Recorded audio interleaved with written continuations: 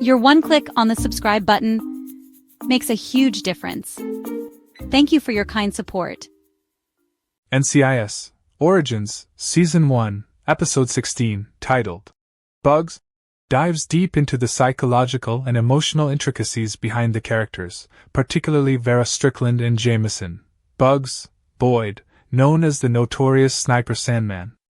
This episode begins with an unexpected and somewhat unsettling phone call from Bugs to Vera. He tells her he's ready to answer the questions she never got the chance to ask before the funding for the program interviewing convicted criminals dried up. From the start, we feel a certain tension, not just because of Bugs' past crimes but also by how personal the interactions between him and Vera have become. While Bugs has already been convicted for his heinous acts, Vera has long wrestled with understanding the man behind the title of Sandman. Through her work, she attempted to crawl into the minds of killers to analyze them, to label them, and to find patterns that could be used to help catch or understand future criminals. Bugs, however, has always stood out as an enigma to her. The facts of his case, the methodical sniper killings of his girlfriend Melanie Hewitt and her lover Dustin Cruz, don't fully align with the man Vera has come to know through their interviews, and that ambiguity has left Vera unsettled. The episode further explores Vera's dedication as a professional, even at the cost of her well-being. Her small apartment serves as a metaphor for her life, modest and constrained in physical space but filled with an endless sea of questions and puzzles about the minds of the criminals she's encountered. Vera is portrayed as someone who spends endless hours analyzing her subjects, mentally dissecting their words, gestures, and emotional nuances. It's an unrelenting effort to define them and maybe subconsciously, to understand and control the darkness in the world, or perhaps even make sense of it for herself. However, this focus takes a toll, as Vera sometimes falls ill from immersing herself in these unsettling psyches. Now, for a moment, it seems like Bugs is giving her a chance to revisit the questions she was never able to answer and perhaps find some closure. Bugs, in his prison cell, reveals that he's thought a lot about Vera. In his own words, Vera represents someone who cared about him, a sentiment he has seemingly fixated on. What becomes increasingly clear is that Bugs is not just offering Vera the opportunity to finally ask her lingering questions but is also subtly pleading for a connection. He's desperate, missing the conversations they once had, and believes that if he dangles an incentive, his willingness to open up about his crimes, he can bring her back to him.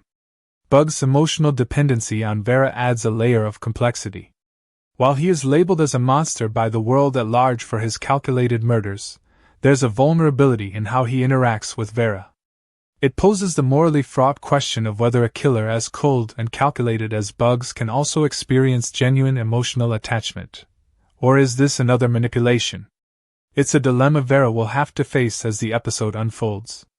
At the same time, the audience gets a deeper insight into Bugs' psyche.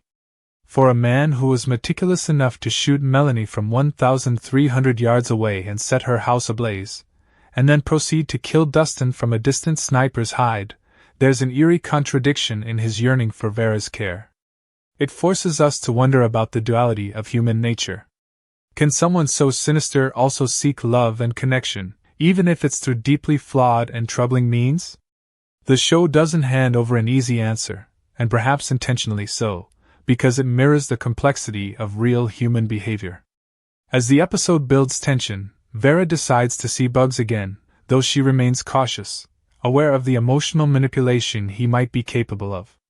When she finally arrives at the prison, Bugs does an emotional about-face. Despite begging Vera to come visit and promising to answer her questions, he suddenly shuts down and refuses to discuss the details of his crimes. This frustrating flip leads Vera and her team to question his motives. Why call her back just to retreat into silence? The team initially suspects that Bugs might still be holding on to some secrets about the crimes or knows of something dangerous on the horizon. If so, the stakes are much higher than a mere personal game between Bugs and Vera. Their suspicions are validated when new evidence hints at the possibility of another tragedy looming, forcing the team into a race against time. The episode skillfully explores the theme of psychological warfare and the toll it takes on those who work to stop dangerous individuals. Vera's internal experience shows how difficult it is for law enforcement professionals to distance themselves emotionally from the monsters they pursue, especially when those monsters wear a mask of humanity.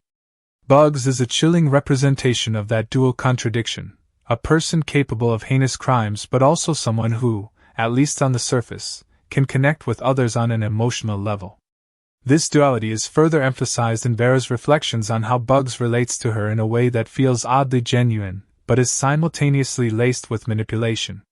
Bugs' decision to withhold answers, despite teasing them, feels like a power play. By controlling the flow of information, he maintains leverage and control, even from his prison cell. The show's use of the song, Mr. Sandman, throughout the episode is particularly telling. The upbeat, nostalgic tone of the song contrasts sharply with its association with Bugs, creating a chilling juxtaposition. Sandman, a figure typically associated with dreams, is turned into a symbol of nightmares in the form of a sniper who can strike from the shadows without warning. The show oscillates between these contrasts, blurring the line between light-hearted moments, like Vera's banter with her coworker Kowalski, and darker undertones tied to Bugs' manipulative tendencies. This balance ensures that the audience is constantly kept on edge, doubting the intentions of everyone involved. The ending of the episode reveals that Bugs' seeming instability and shifting behavior had a more calculated purpose. While Vera and the team are busy unpacking the motives behind his latest call, they come to the horrifying realization that there's another player involved who might be inspired or influenced by Bugs. His silence wasn't just manipulative, it was a deliberate distraction. It's a terrifying reminder of the ripple effects a criminal like Bugs can have on the outside world, even while locked behind bars. Bugs' crimes may have ended with his imprisonment, but his legacy as Sandman continues to inspire others. In the final moments, Vera is left grappling with a series of hard truths. Firstly, her attempts to truly understand Bugs haven't necessarily given her the insights she hoped for because his character continues to defy simple categorization. Secondly, the personal connection she formed with Bugs, something that perhaps gave her work a sense of purpose, might have been the very thing that allowed him to exert control over her. The fact that Bugs intentionally exploited her emotions to achieve his own ends causes her to reevaluate her role in their dynamic and perhaps her methods altogether. She also faces the sobering realization that her focus on Bugs may have cost her precious time in addressing the new threat now emerging. Thematically, the episode explores the dangerous allure of trying to find humanity in inhuman acts. Vera's desire to label Bugs is symbolic of the broader need to create order in a chaotic and morally ambiguous world. People like Bugs resist easy definitions, making them even more dangerous.